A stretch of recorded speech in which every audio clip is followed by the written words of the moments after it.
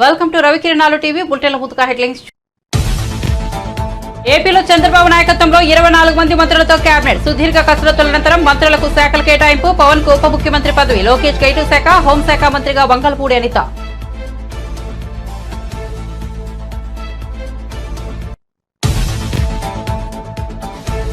TDP AP కొత్త అధ్యక్షుడిగా పల్లా శ్రీనివాసరావు. ప్రస్తుత అధ్యక్షుడు అచ్చెన్నాయుడుకు మంత్రిగా బాధ్యతలు. దీంతో ఆయన స్థానంలో పల్లా శ్రీనివాసరావు నియమించిన చంద్రబాబు. గాజువాక ఎమ్మెల్యేగా రాష్ట్రంలోని అత్యధిక మెజార్టీతో పల్లా శ్రీనివాస్ గెలుపు. కేసీఆర్ పేరు ఉందని 25 లక్షల పుస్తకాలు వాపస్. కాంగ్రెస్ ప్రభుత్వంపై మహేశ్వర్ రెడ్డి ధ్వజం. పుస్తకాల్లో కేసీఆర్ పేరు ఉందని వెనక్కు తీసుకోవడం చాలా బాధాకరమని వెల్లడి.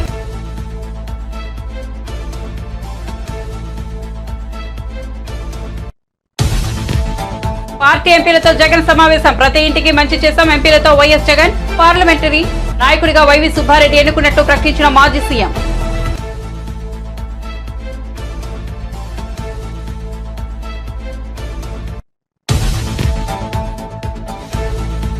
కువైట్ లో బుధవారం తెల్లవారుజామున భారీ అగ్ని ప్రమాదం. మృతి చెందిన 49 మంది భారతీయులు. అత్యధికంగా 24 మంది కేరళ కార్మికులు. వారి మృతదేహాలను కొచ్చికి తీసుకొచ్చిన ప్రత్యేక ఐఏఎఫ్ విమానం.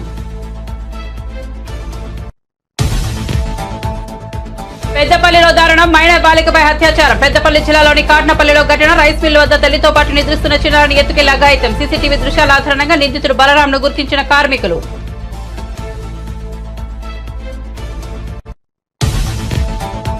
బెంగళూరు జైలు నుంచి విడుదలైన నటి హేమ. రేవ్ పార్టీ కేసులో హేమను అరెస్ట్ చేసిన సీసీబీ పోలీసులు. బెయిల్ కోసం దరఖాస్తు చేసుకున్న నటి హేమ. షరతులతో కూడిన బెయిల్ మంజూరు చేసిన కోర్టు.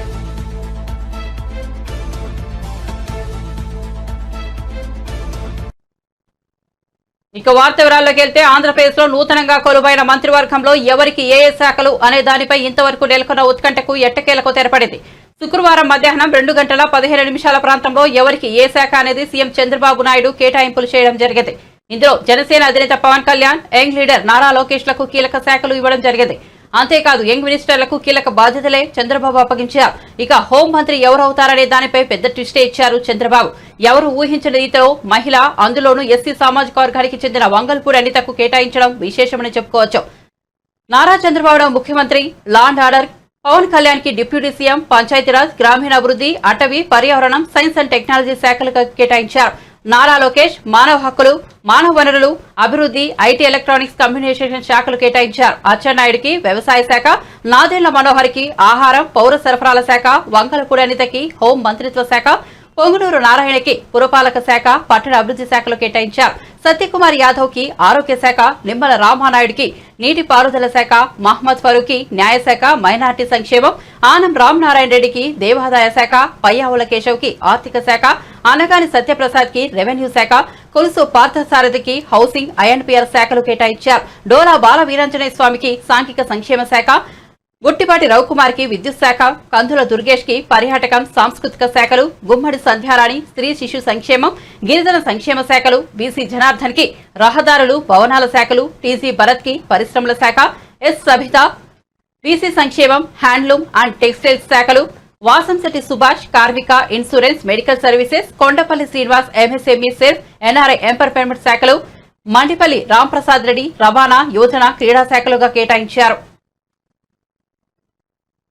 ఎన్నికల్లో ఓటమిపై డీలా పడొద్దంటూ వైసీపీ చీఫ్ వైఎస్ జగన్ తన ఎంపీలకు తాజాగా ధైర్యం చెప్పారు. తనదింకా చిన్న వయసేనని, మళ్లీ అధికారంలోకి చేపడతామని ధీమా వ్యక్తం చేశారు.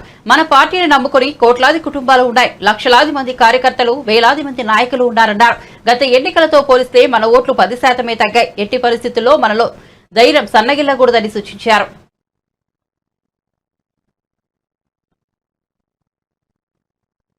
వైసీపీ పతనమైపోయింది అనుకుంటే అది టీడీపీ పొరపాటు అవుతుందని, ఒకవేళ తమ పని అయిపోయిందని వైసీపీ నేతలు అనుకున్నా అది వారి అపోహే అవుతుందని చెప్పారు ఉండవల్లి అరుణ్ కుమార్.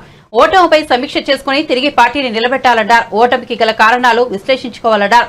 అసలు వైసీపీ ఎక్కడా లేకుండా పోయిందని, ఈ 5 ఏళ్లలో అయినా పార్టీ నిర్మాణం జరగాలని, అధికార ప్రతినిధులను నియమించుకోవాలని, వారికి ఎలా మాట్లాడాలో నేర్పించాలని చెప్పారు ఉండవల్లి. టీడీపీ దాడులపై వైసీపీ న్యాయ పోరాటం చేయాలని సూచించారు. అసెంబ్లీలోనూ బూతులై, అసెంబ్లీ బయట బూతులే అంటే జనాలు హర్షించరని చెప్పారు ఉండవల్లి. సరిహద్దు గొడవల్లాగా ఎక్కడ పడితే అక్కడ బూతులు మాట్లాడడం సరికాదన్నారు. గౌరవంగా మాట్లాడుకుంటే తప్పేంటన్నారు. వాలంటీర్లను వైసీపీ నమ్ముకుందని, వారు కూడా 10,000 జీతం ఇస్తామన్న టీడీపీ కోసం పనిచేశారని అన్నారు. ప్రజలు ప్రభుత్వం మధ్య ఉండాల్సింది వాలంటీర్లు కాదని పార్టీ ఉండాలని తేల్చి చెప్పారు ఉండవల్లి.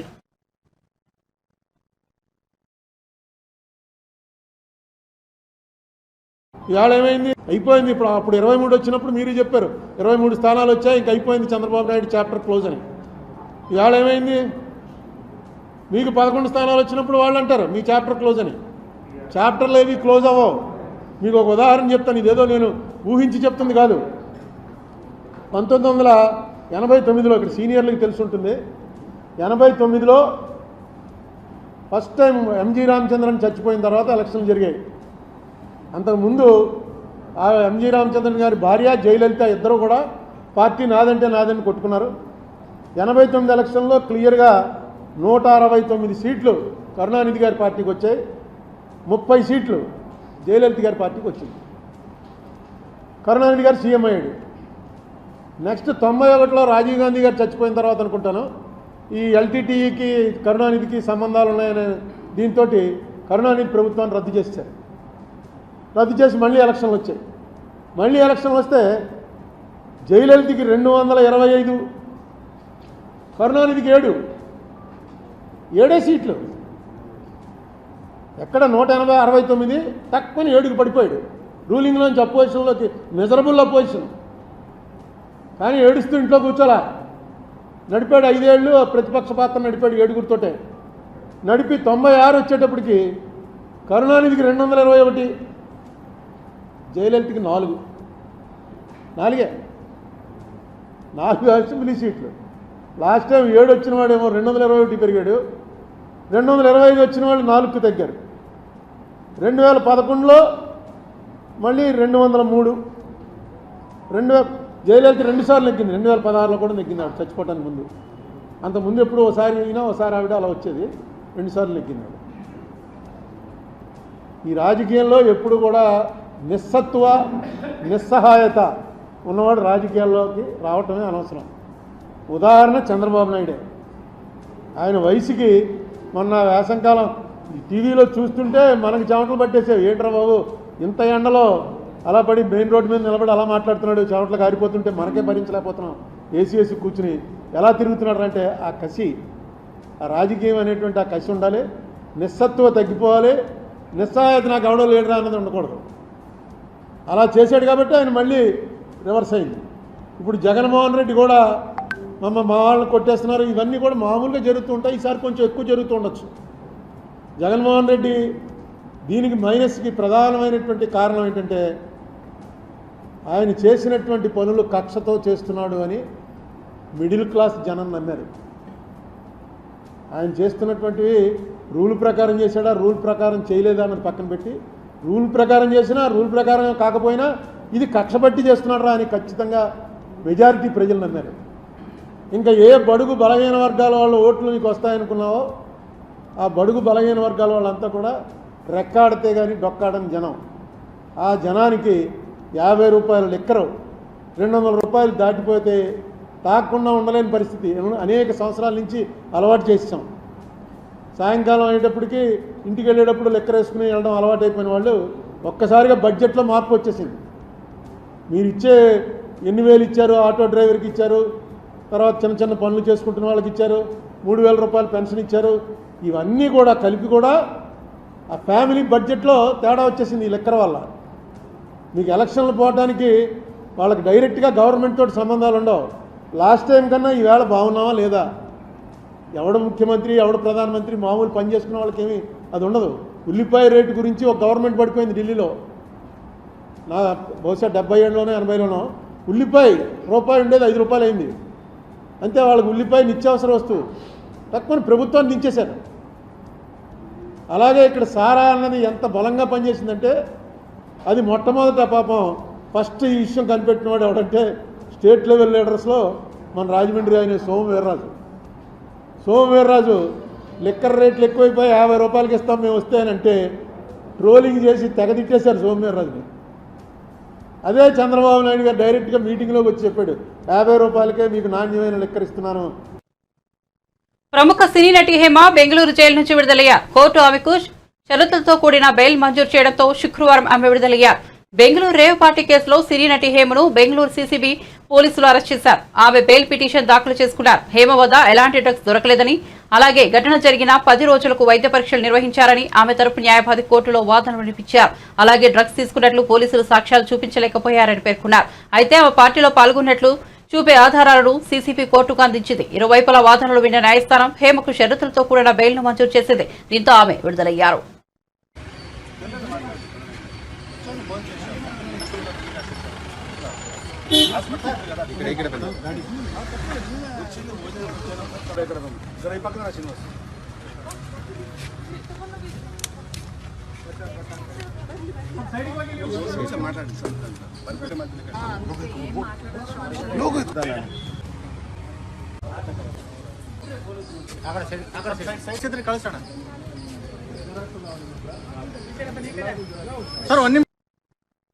తెలంగాణ తొలి సీఎం కేసీఆర్ పేరు ఉందని రాష్ట్రంలోని విద్యార్థులకు అందజేసిన దాదాపు 25 లక్షల పాఠ్య పుస్తకాలు వెనక్కు తీసుకోవాలని రేవంత్ రెడ్డి సర్కార్ తీసుకున్న నిర్ణయంపై బీజేపీ పక్షనేత ఎల్లేటి మహేశ్వర్ రెడ్డి ఆగ్రహం వ్యక్తం చేశారు. పుస్తకాల్లో కేసీఆర్ పేరు ఉందని వెనక్కు తీసుకోవడం చాలా బాధాకరమని అన్నారు. పుస్తకాలను మళ్లీ ముద్రిస్తే ప్రజలపైనే భారం పడుతుందని మహేశ్వర్ రెడ్డి తెలిపారు. ప్రభుత్వ ఖజానాకి భారం కలిగిస్తే బీజేపీ ఊరుకోదని హెచ్చరించారు. పుస్తకాలను యథావిధిగా పంపిణీ చేయాలని సూచించారు. అధికారుల నిర్లక్ష్యం కారణంగా పుస్తకాల్లో కేసీఆర్ బొమ్మ వచ్చి ఉండొచ్చని, ఆ అధికారులపై చర్యలు తీసుకోవాలని డిమాండ్ చేశారు. అంతే తప్ప ఇచ్చిన పుస్తకాలను తిరిగి తీసుకోవద్దని హితవు పలికారు. పుస్తకాల్లో చించేసిన పేజీల వెనక జాతీయ గీతం ఉందని తెలిసిందని, దాన్ని తీసేయడం మంచి పద్ధతి కాదని ఎల్లేటి మహేశ్వర్ రెడ్డి అన్నారు. ఏపీలో గత ముఖ్యమంత్రి బొమ్మ ఉన్న పుస్తకాలను అలాగే పంపిణీ చేస్తున్నారని తెలిపారు. 10 సంవత్సరాల నుంచి కొన్ని లక్షల పెండింగ్ లో ఉన్నటువంటి పెన్షన్లు కూడా దాని మీద ఏం పెన్షన్ ని కలిపి నెలల నుంచి మీరు అధికారం చేపట్టిన నుంచి మీరు కూడా ఇవ్వాల్సిన బాధ్యత మీ మీద ఉన్నది. ఇచ్చిన హామీకి కట్టుబడి ఉండాల్సినటువంటి బాధ్యత మీ మీద ఉన్నది. ఖచ్చితంగా మీరు ప్రతి వృద్ధులకి ఇక్కడ ఉన్నటువంటి పెన్షన్దారులందరికీ కూడా 12,000 రూపాయలు కలిపి మరి వచ్చే నెల నుంచి పెన్షన్ ఇవ్వాల్సిందిగా మేము భారతీయ జనతా పార్టీ నుంచి మేము డిమాండ్ చేస్తూ ఉన్నాము. అంతేకాకుండా 1వ తరగతి నుంచి 10వ తరగతి వరకు పంపిణీ చేసినటువంటి పుస్తకాలు కేవలం కేసీఆర్ పేరు ఉందనో, కేసీఆర్ బొమ్మ ఉందనో పంపిణీ చేసిన 2 రోజుల తర్వాత పుస్తకాలన్నీ వాపసు తీసుకొని మళ్ళీ కొత్తగా ప్రింట్ చేసే ప్రయత్నం చేయడం ఇది చాలా బాధాకరం. ఇది రాష్ట్రం మీద పెను భారం మోపబోతుందన్న సంగతి నేను తెలియజేస్తా ఉన్నాను. ప్రభుత్వ ధనాన్ని దుర్వినియోగం చేసేటువంటి అధికారం మీకు లేదు. మరి 6 నెలల నుంచి బ్లూ ప్రింట్ ఇచ్చింది మీరు. మీ అధికారం నిర్లక్ష్యం వల్ల అక్కడ కేసీఆర్ బొమ్మ వచ్చిందో, కేసీఆర్ పేరు వస్తుందో మీరు పుస్తకాలను వాపసు తీసుకొని మళ్ళీ కొత్తగా ప్రింట్ చేయించాల్సినటువంటి అవసరం ఏమున్నదని చెప్పి మేము ప్రశ్నిస్తున్నాం. ఒకవేళ మీరు ఆ పుస్తకాలని జరిగిన తప్పిదం వెనుక ఉన్నటువంటి అధికారులను బాధ్యులు చేయాలా, దాని మీద విచారణ జరిపించాలా తప్ప ఈరోజు జరిగిన దానికి పుస్తకాలన్నీ కూడా వాపసు తీసుకొని ప్రభుత్వం మీద పెనుభారం మోపడం ఇది మంచి పద్ధతి కాదు.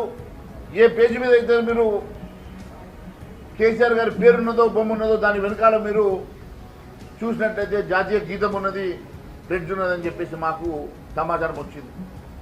మరి అలాంటి ఫ్లెడ్జ్ను కానీ అలాంటి జాతీయ గీతాన్ని కూడా మీరు చింపడం అంటే ఇది దేశాన్ని అవమానపరచడమే, రాజ్యాంగాన్ని అవమానపరచడమే. కాబట్టి ఆ పుస్తకాలను యాజ్ ఇట్ ఈస్గా పంపిణీ చేసి జరిగిన తప్పిదానికి అధికారులు ఎవరైతే ఉన్నారో వాళ్ళని బాధ్యులు చేసి విచారణ జరిపించాలి తప్ప ఈ రకంగా పుస్తకాలను వాపసు తీసుకునే పద్ధతి మంచిది కాదు.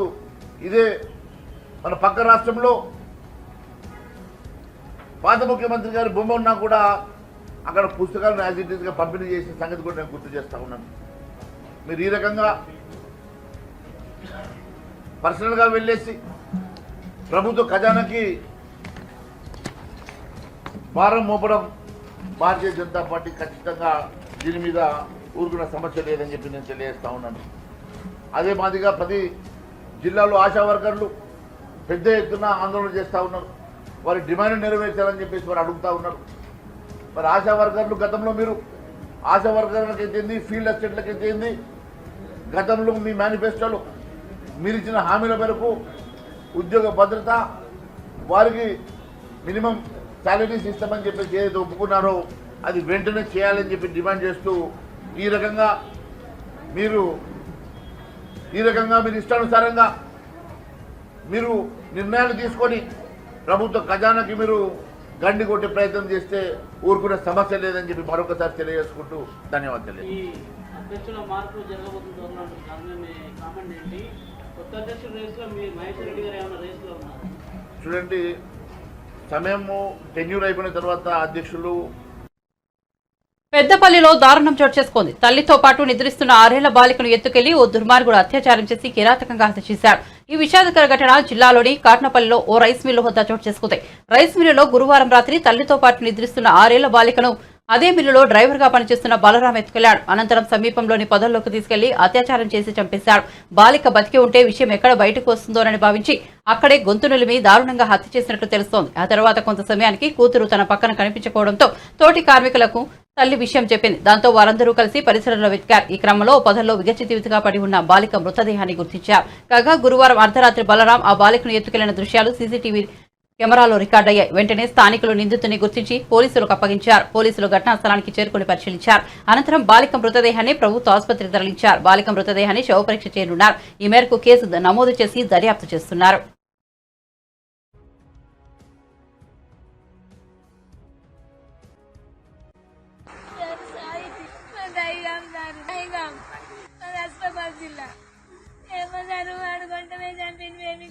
వర్షం వచ్చిందని ఆడ బయట పండుకున్నాం. లోపు ఇక్కడ అందరూ బయట పండుకొని అస్పాబాద్ జిల్లా ఏమో సార్ ఆడుకుంటమే చంపింది. మేము ఇక్కడ వర్షం వచ్చిందని ఆడ బయట పండుకున్నాం. లోపు ఇక్కడ అందరూ బయట పండుకొని వర్షం వచ్చిందన్న వల్ల ఇంట్లోకి పోయి కరెంట్ లేదు, ఊపరిస్తాను. పిల్లలు వేసుకుని అలాగా రేకుల కింద వచ్చి పండుకున్నాం. 8 సంవత్సరాలు ఉన్నాయి సార్ మా అబ్బకు. మేము 9 నెలలు అవుతాం సార్. మేము వచ్చి లేదు సార్, ఇక్కడ మాకు ఎవ్వరి మీద అనుమానం లేదు. ఎవరు సార్ మేమైనా కూడా చూడలేదు. కొత్తగా కనబడతాను. మిల్లు కూడా ఎవరు లేదు. నైట్ 10, 10:30, 11 అయినా సార్ కొంట వేశారు. హైదరాబాద్ వాసులారా జాగ్రత్త. హైదరాబాద్ లో తిరుగుతున్న భయంకరమైన ధార్ గ్యాంగ్ గురించి పోలీసులు హెచ్చరిస్తున్నారు. హైదరాబాద్ లోని హయత్ నగర్, అమీన్పూర్, వనస్థలీపురం ప్రాంతాల్లో యూపీ మరియు మధ్యప్రదేశ్ కు చెందిన ధార్ అనే దొంగలు ముఠా చురుకుగా తిరుగుతున్నట్లు సమాచారం. తాజాగా వీరికి సంబంధించిన దృశ్యాలు సీసీ కెమెరాలో రికార్డు కాగా ఆ దృశ్యాలను పోలీసులు విడుదల చేశారు. ఈ ముఠా ఉదయం ఆటోలో తిరుగుతూ రెక్కి నిర్వహించి రాత్రి వేళ ఇళ్లలోకి చొరబడి దొంగతనాలు చేస్తూ ఇంట్లో ఉన్న వారిని క్రూరంగా చంపుతున్నారట. ఇలా ప్రతి ఒక్కరూ అప్రమత్తంగా ఉండాలని, ఎలాంటి అనుమానాస్పద వ్యక్తులను కనిపించినా వెంటనే పోలీసులకు సమాచారాన్ని అందించాలని విజ్ఞప్తి చేస్తున్నారు.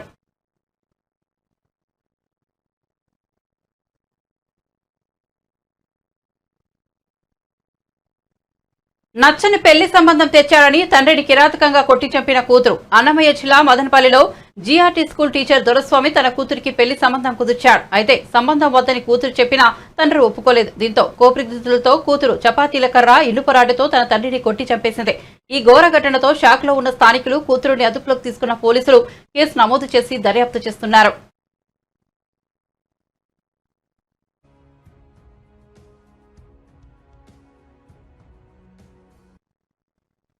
ఇటలీలో G7 సదస్సు సందర్భంగా భారత ప్రధాని నరేంద్ర మోదీ ప్రపంచ నేతలతో వరుసగా సమావేశమయ్యారు. బ్రిటన్ ప్రధాని రిషి సునాక్, ఫ్రాన్స్ అధ్యక్షుడు ఎమాన్యుయల్ మేక్రాన్, ఉక్రెయిన్ అధ్యక్షుడు వోలోదిమిర్ జెలెన్స్కీలతో విడివిడిగా భేటీ అయ్యారు. ఈ సమావేశాలకు సంబంధించిన వివరాలను మోదీ సోషల్ మీడియాలో పంచుకున్నారు.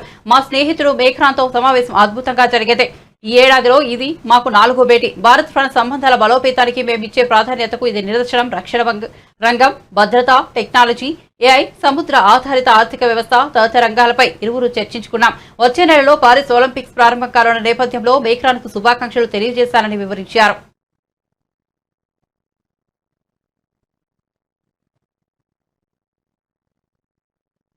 కువైట్ అగ్ని ప్రమాదంలో మరణించిన భారతీయుల మృతదేహాలు స్వదేశానికి చేరుకున్నాయి. ప్రమాదం అనంతరం అక్కడికి వెళ్లిన కేంద్ర మంత్రి VK సింగ్ 45 మృతదేహాలను ఇండియన్ ఎయిర్ విమానంలో కేరళలోని కొచ్చికి తీసుకొచ్చారు. వీరిలో అత్యధికంగా కేరళకు చెందిన వారే ఉన్నారు. ఆయా మృతదేహాలను బాధిత కుటుంబాలకు అప్పగించనున్నారు. కాగా ఈ నెల 12న కువైట్ లో జరిగిన ఘోర ప్రమాదంలో 45 మంది భారతీయులు సజీవ దహనమయ్యారు.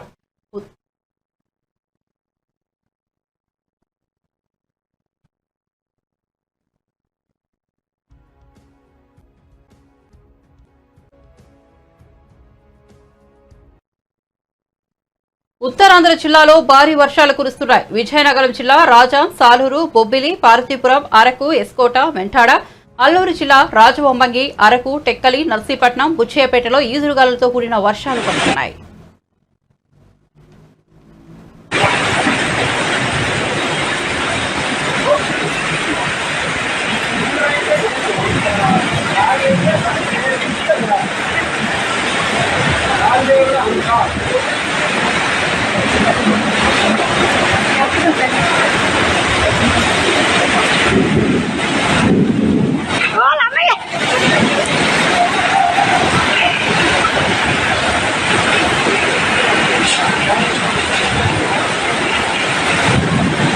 చూడే అమ్మ కూడా ఇట్లా వెళ్ళిపోతుంది.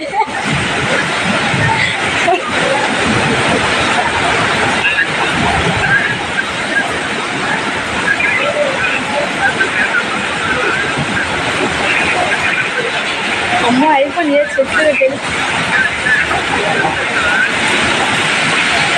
వస్తే అన్ని ఎగురుకొని దెబ్బకి మా అమ్మ మనకి ఓటు మళ్ళీ రిపేర్ లేదు, మళ్ళీ రిపేర్.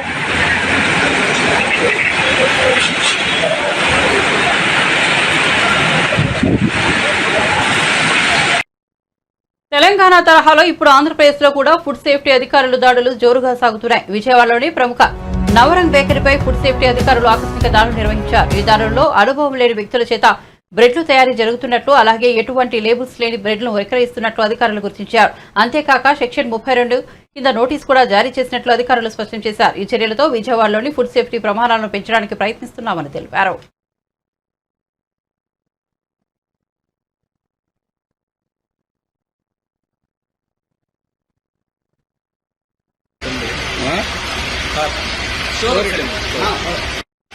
అది ఫ్రెష్, ఇది ఫ్రెష్, అది వేస్ట్.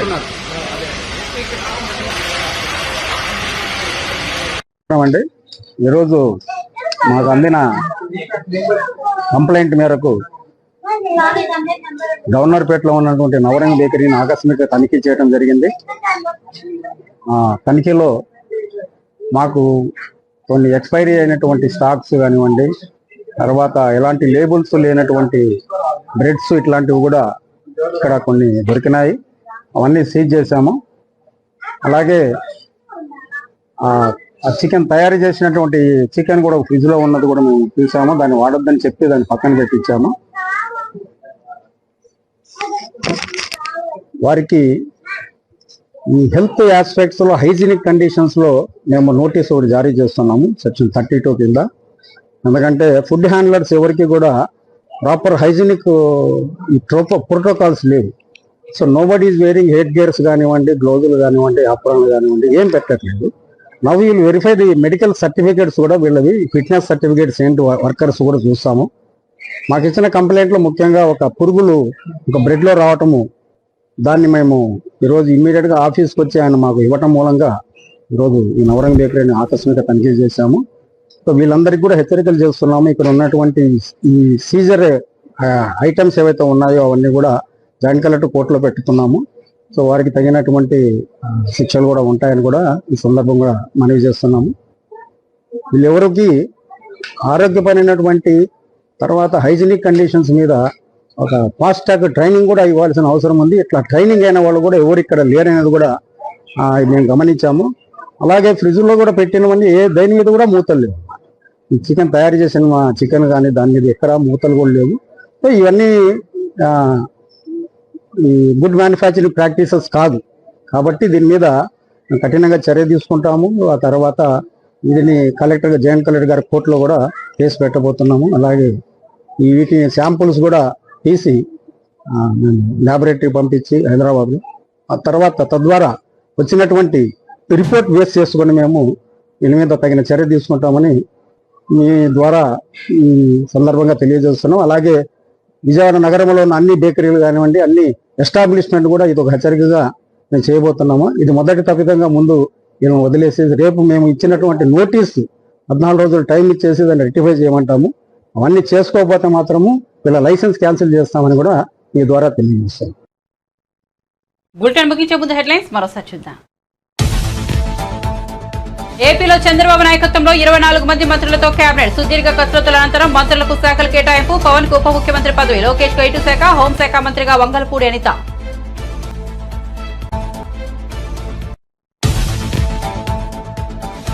టీడీపీ ఏపీ కొత్త అధ్యక్షుడిగా పల్లా శ్రీనివాసరావు. ప్రస్తుత అధ్యక్షుడు అచ్చెన్నాయుడుకు మంత్రిగా బాధ్యతలు. దీంతో ఆయన స్థానంలో పల్లా శ్రీనివాసరావు నియమించిన చంద్రబాబు. గాజువాక ఎమ్మెల్యేగా రాష్ట్రంలోని అత్యధిక మెజార్టీతో పల్లా శ్రీనివాస్ గెలుపు.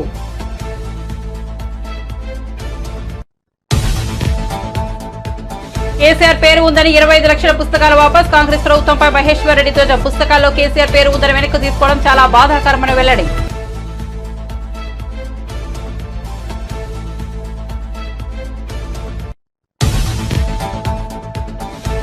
పార్టీ ఎంపీలతో జగన్ సమావేశం. ప్రతి ఇంటికి మంచి చేశాం.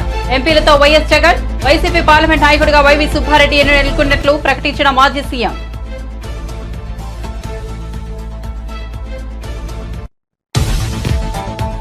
కువైట్ లో బుధవారం తెల్లవారుజామున భారీ అగ్ని ప్రమాదం. మృతి చెందిన 49 మందిలో 45 మంది భారతీయులే. అత్యధికంగా 24 మంది కేరళ కార్మికులు. వారి మృతదేహాలను కొచ్చికి తీసుకొచ్చిన ప్రత్యేక ఐఏఎఫ్ విమానం.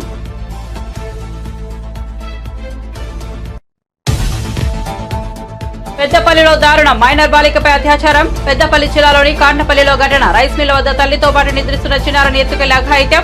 సీసీటీవీల దృశ్యాల ఆధారంగా నిందితుడు బలరాంను గుర్తించిన కార్మికులు. బెంగళూరు జైలు నుంచి విడుదలైన నటి హేమ. రేవ్ పార్టీ కేసులో హేమను అరెస్ట్ చేసిన సీసీబీ పోలీసులు. బెయిల్ కోసం దరఖాస్తు చేసుకున్న నటి హేమ. షరతులతో కూడిన బెయిల్ మంజూరు చేసిన కోర్టు. మరిన్ని అప్డేట్స్ కోసం చూస్తూనే ఉండండి రవికిరణాలు టీవీ.